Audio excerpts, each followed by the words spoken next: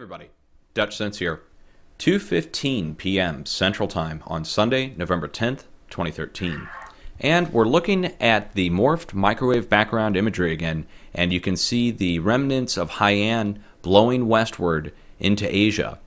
And behind Haiyan, this is not marked currently, but a new rotation is developing just north of Papua New Guinea here. And it looks like it's starting to rotate pretty heavy. What I want to draw your attention to, though, is something that's going on in the composite, which is a microwave beam of some kind comes out of the Philippines or Indonesia. It's kind of hard to tell where exactly in this island chain it's coming from. And it arches up and then back down into the center of where the rotation then really begins to pick up. You see it gets dark here. Let's just wait for it again. And I'm talking about this microwave beam, and we're seeing it directly. So you see the beam, and then the storm begins its rotation. There you go. Now you'll also see one out here to the east, just west of Hawaii. This is Hawaii here. And you'll see the same thing happen. 1, 2, it looks like it happens 2 times out here. And down here it looks like it happens 1, 2. There's 2 beams, and then something else happens. It's kind of hard to make out. It almost looks like some kind of circular anomaly at the center of the storm here, right there. Again, wait for it. I'll get my mouse out of the way here. First beam, second beam, right there. So I don't know what to make of that. I know that this is a composite image compiled of total precipitable water, and so when we see a lack of water appear, that to me is a heating that's being done via microwave. And so that's going to cause a lighter appearance or a disappearing of moisture altogether, like what we saw a couple weeks ago. It's just wild to see. We need to keep track of this. Let's go over to the SIMS page really quick. And you'll notice they do not have a tropical system marked here at all. Even though it's rotating, even though it looks like it's fairly powerful. Let's jump over to College of DuPage really quick. Go see what it actually shows for cloud temperatures. That'll show us the storm strength. And the colder, the higher the cloud tops on these massive storms, the bigger the storm is. Now you're going to see this massive storm here. Again, that's Haiyan. This is the last 7 days. We're looking down on the North Pole. I'm going to go ahead and turn on color enhancement here. I'll put links down below for this so you guys can do this yourself. So watch Haiyan go across. You see it's up here in the upper greens and blues, borderline pink for Haiyan. Now behind that, there it is. Okay, so it has a blue center with a, we're talking almost the same cloud temperatures that were associated with Haiyan when it first started. Now this is further south, just north of Papua New Guinea. You've got to hope that once it hits land that it's going to die out. Maybe that's why they haven't marked it as a tropical system yet, even though it has rotation, even though it has huge high cloud tops, and looks like it's beginning to develop and rotate and come to the north. So again, there's Haiyan, here's our microwave pulses, here's the rotation, and as it rotates, it begins to flip up here to the north. It's heading in this direction. There's no way for it to break fully north. It's not going to go back east, and it's not going to go south. South is Australia. Let's go check out Australia really quick. Okay, now this is the same shot. You'll see it rotate. Here's our microwave pulses. It looks like it's coming from Indonesia or western Papua New Guinea. Out here in the island chain, right here.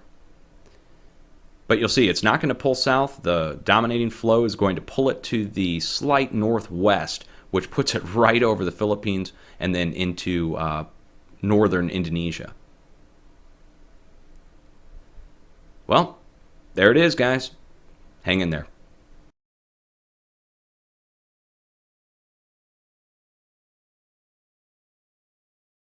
Hey everybody, quick update. It is 6:54 p.m. Central Time on Sunday, November 10th, 2013.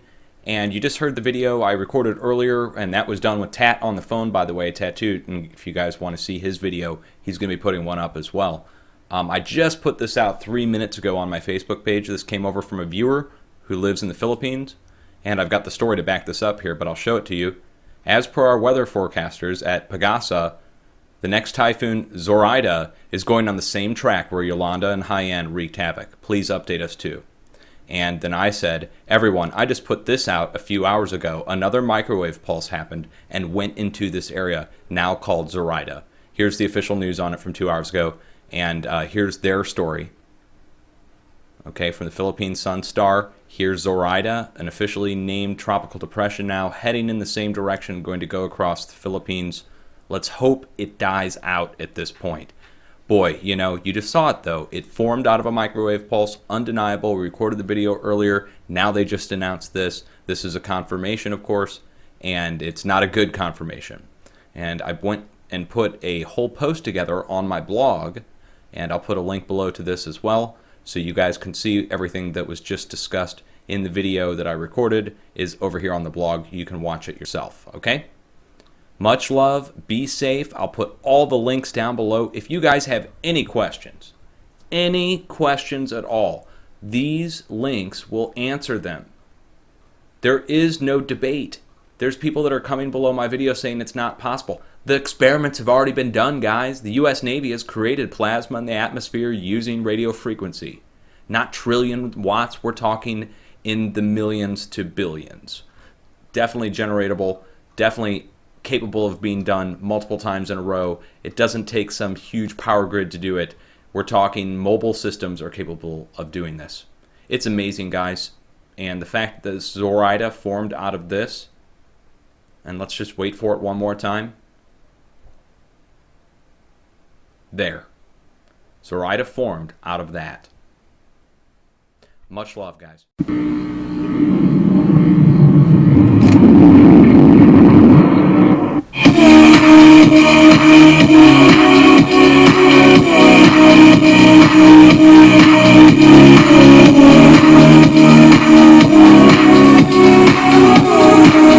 Live, this is one for the record, and today is November 10th, 2013. Here are your news updates for today. Sorry it took so long. I was uploading Dr. Deagle NutriMedical report from Thursday. That's Thursday's report. That will follow my report. Okay, so let's go into the breaking news first. It's the middle of the night, really. Alrighty. 2,000-pound satellite causes no damage after re-entering Earth's atmosphere, says European Space Agency. Hooray! So I guess it came in and it's landed. Crash landed. Alright.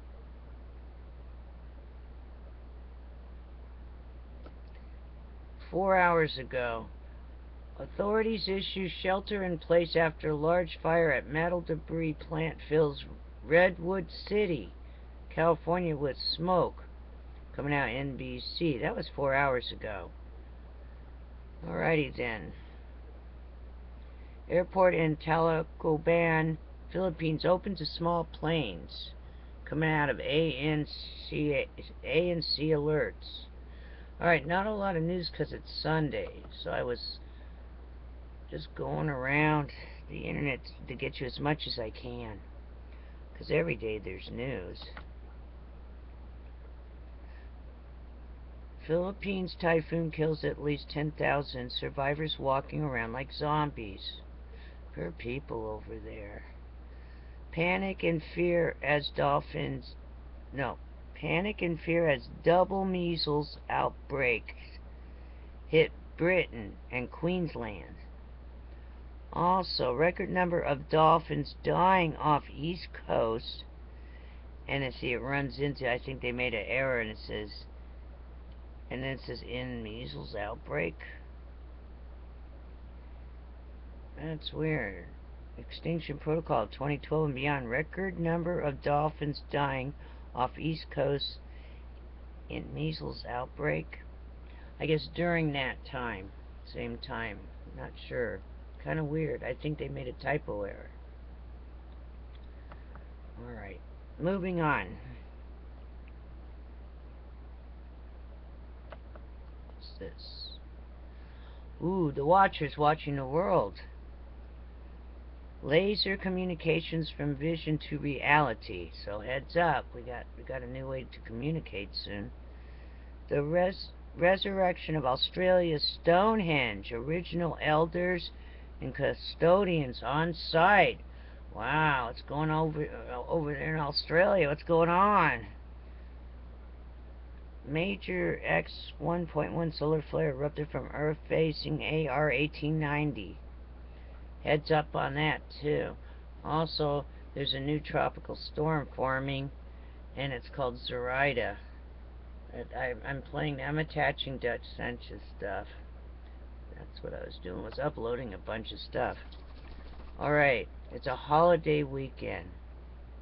Remember, no banks are open, and I'm not sure, I think some schools might be closed. But it's a 3-day holiday.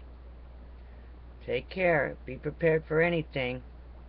Maybe some banks are open, but I don't think so. It's a 3-day holiday this weekend. It's Veterans Day. Take care. I'll see you on the flip side tomorrow. Be safe and carry those umbrellas with you. Keep the sun off of you if you can. And it's a good publication, a good mainstream publication for the electrical grid.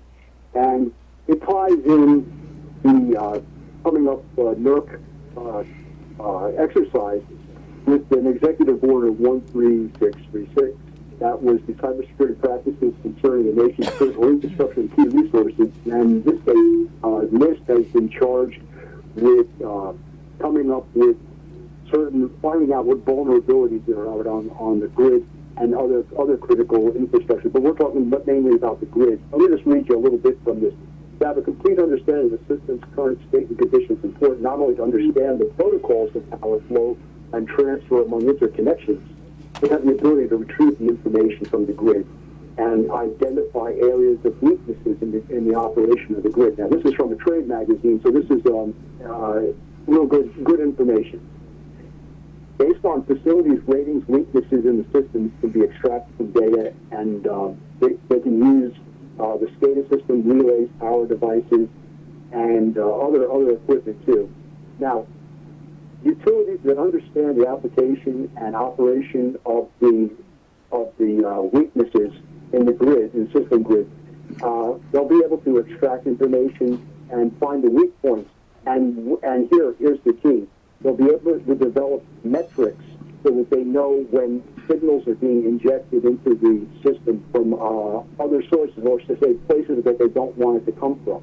That's really what I believe they're going to be testing. Okay, so now, let's summarize that. What that basically means is they're not just going to do a computer simulation, they're going to insert live false signals to a system and see how people respond to these live signals to the live power grid network and the backup power for nuclear reactors. Well, I can't say that. What I'm saying is, even if they have a section of the system that's not in service, and they put signals into it, inject signals into that portion of the system, that itself would be useful information to find out what happens. What I don't see any indication that they will be able to contain a signal. What if they do inject a signal and it cross-contaminates a relay and it hits? Well, this, by the way, is what they did in 9/11. Most people don't realize 9/11 was a drill. Then they try to blame it on the Saudis or these other terrorists. The fact is, it was a U.S.-sponsored drill. This is a drill that very probably, not possibly, very probably will destroy equipment and could cause a station blackout and a loss of containment of nuclear reactors. That's what happened to Chernobyl.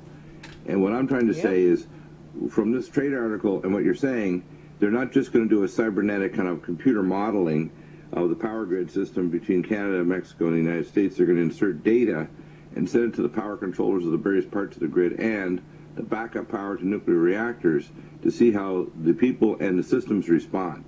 So this is going to be a live test of a system that could blow equipment and cause a nuclear meltdown in reactors.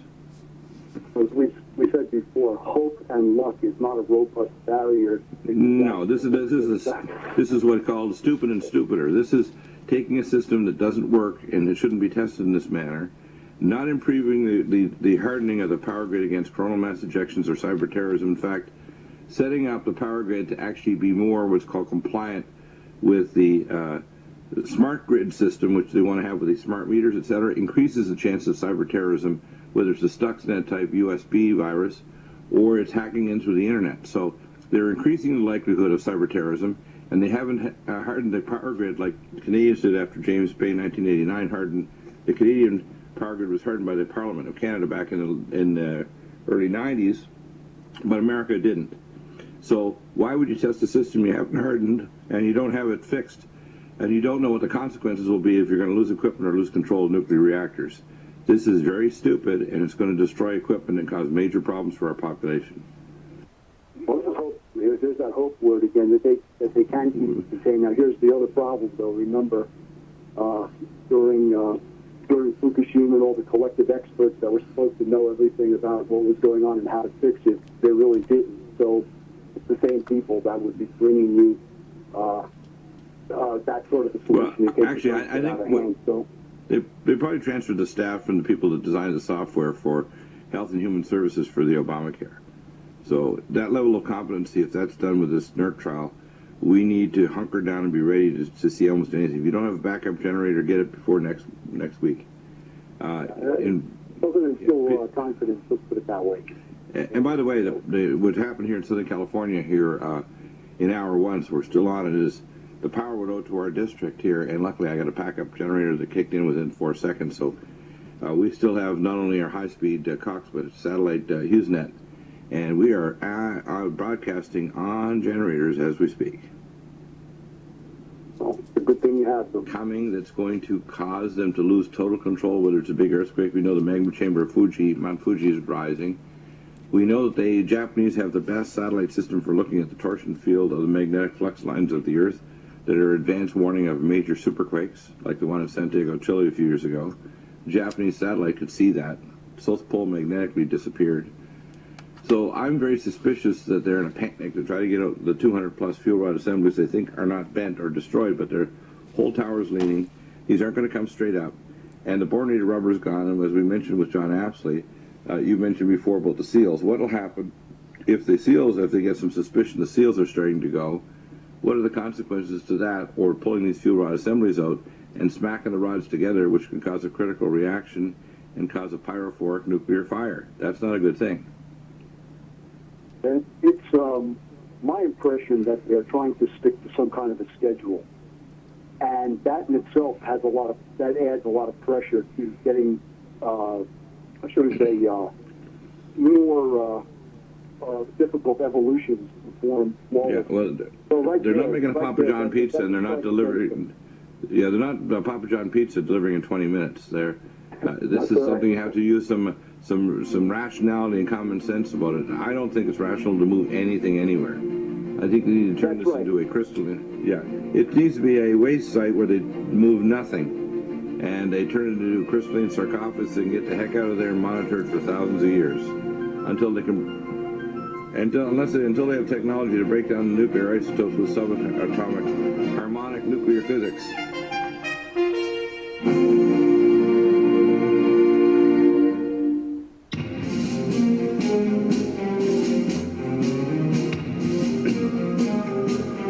Welcome back to the NutriMedical Report. So let's summarize what's going on with Fukushima and what's likely to happen. And you're not going to hear the particular summary anywhere else.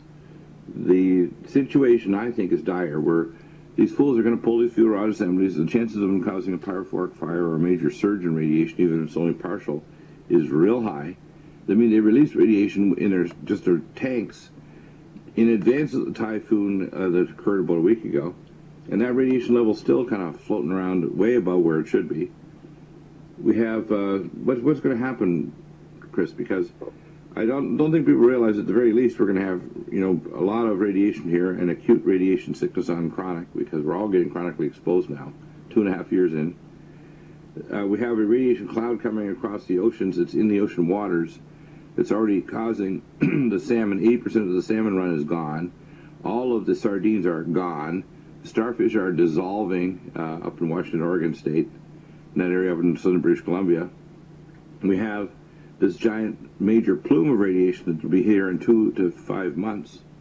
The crazy Fukushima people are not being monitored by the international agencies to do something stupid like pulling fuel rod assembly bundles when they don't know what they've done. And I have an emergency at the hospital, not knowing, the doctors probably not knowing how to properly diagnose it. People with nosebleeds, acute infections, disorientation, bizarre behavior.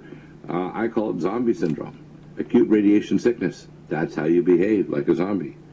Chris, what's going to happen?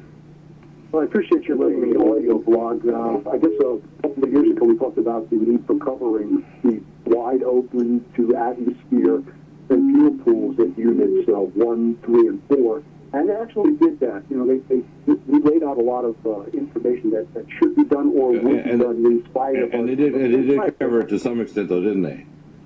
And now the preparation was, well, there's a reason for that, too, other than keeping the clean water out, which would come out runoff contaminated, but also that it's a ventilation system. It prevents particles from leaving the building because it's part of the atmospheric cleanup system. So they needed to do that no matter what. Now they're trying to prepare so that they could go ahead and remove fuel from Unit 4. But again, you know, we did ask what's the hurry right now, and really what's the impetus that they're not telling us for that kind of advanced schedule. And we entertained whether the seal in Unit 4 that we did talk about ad nauseum is leaking, and if that seal does go, it would drain the spent fuel pool. There would be no way to refill it. So maybe that's one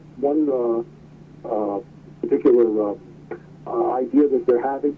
Also, another notion would be that they're just trying to stick to a schedule, and they're going to, ban the torpedoes full speed ahead, which is something I don't really want to see happen without any forethought.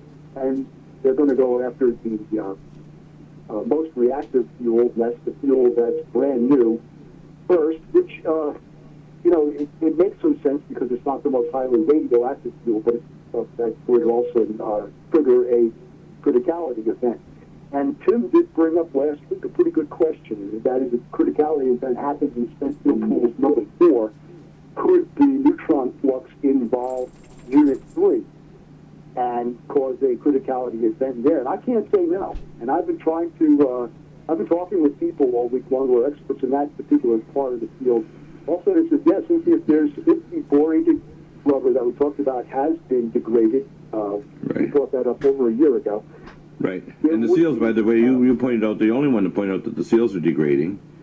Maybe they're panicking over the fact they think the seals are eventually going to burst. I think the Japanese know that there is the Ison comet and meteor storms happening around the planet, that we have the very high likelihood of an acute volcanic event, which is a plasma event, because acute volcanoes and earthquakes happen when a coronal mass ejection strikes the Earth.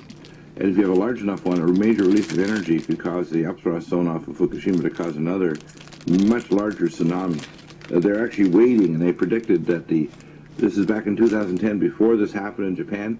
At the time they expected for the next major super tsunami was not when it happened back in March of 11th of 2011. It is November 2013. So this month is the month they predicted, based on all their top scientists, for a major superquake to strike the upthrust zone off of northern Japan. So I think there's something they're in a panic mode. I mean, I don't understand why now all of a sudden they're trying to pull the fuel rod assembly bundles when they could only get a partial job. And what you mentioned also is the checkerboarding. They didn't checkerboard like we have every second system. Like thanks for bringing that up. Yeah, so I want you to expand on that, because people need to understand we do that makes it safer. The Japanese haven't, which means these are going to bang into each other, and just tapping these fuel rods can make them go on fire. Well, that was a recommendation from a different project that my team was on, where it was found that you can take a precaution by not standing the fuel they stand upright in racks next to each other, but it's not necessary to have them adjacent to each other. You could leave a space like a checkerboard, have one fuel assembly, then an empty space, and another fuel in an empty space, and make like a checkerboard out of it. And that would afford easier cooling should you need to have cooling. It would facilitate cooling, and it will also reduce the possibility of criticality, and because the physical fuel is not adjacent to each other, and that itself would add some shutdown margin. That's, I'll use some of the terminology, so some of the shutdown margin. So the better shutdown margin, the better off you are. But see, now with the Boyd rubber has been admitted that those that has been damaged, that was adding to shutdown margin, and now it's reduced. And when you get down to no shutdown margin, you got the criticality event. So at that point, they could have done that pretty easily, and they did not. They chose not to, and it would have cost them nothing. So, there you got to. They didn't want to build a seawall high enough, even though the fishing. Well, they actually broke down the seawall. Naturally, there was a cliff there, another 25 meters high when they put the plant back in 50 years ago. So they actually lowered the area because it was natural cliffs there, and it would have been a natural seawall they could have built on top of, to prevent that tsunami from striking the diesel backup generators. Or even just put the generators further back up the hills behind them so they're at a higher elevation so they can't be swamped and lose their backup power. Our systems here in America, we have a number that are below what's called a high water mark. And those are all kinds of plants down in the southeastern United States, just waiting for the worst bad weather or an earthquake along the New Madrid fault zone. I just think that our nuclear industry are suicidal. I really think there's a death wish there. They should be cleaning up this mess. I heard that actually Fukushima actually got a profit this quarter. They actually made a pretty significant profit.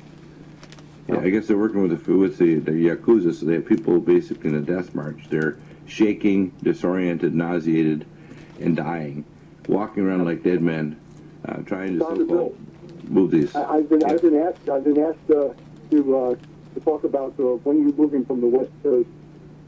Yeah, well, the thing is that people need to understand that the radiation doesn't stop here. It actually is much worse at higher elevations. If it's at 26 to 35,000 feet, and it hits Idaho and Colorado and Amarillo, Texas, and Vermont, or goes over the poles, the radiation is not the highest here. We hardly ever get rain. We're basically on a high desert here, where we are on the coast even. We get very little rain. I'm 7 miles in. What happens is the radiation levels here are relatively low. They're higher further north, and they're higher further inland, especially high altitudes. And that means anywhere in the United States, including in higher altitudes like even 500 or 1,000 feet, or 5,000 feet further in the Rocky Mountains or further east or Vermont. People need to be aware that the radiation is high up in the atmosphere, it's not down low. There's a small amount that is hitting these streams that's embedded in the oceans. Major plume is coming, but the biggest radiation is in the clouds. And it's heading your way across the country. Thank you, Chris. Amazing, scary news, but people need to prepare hazmat. Get yourself ready. Get all your hazardous material radiation kit here. Get your raincoats, decon showers. Get ready because these idiots are about to do it next Friday.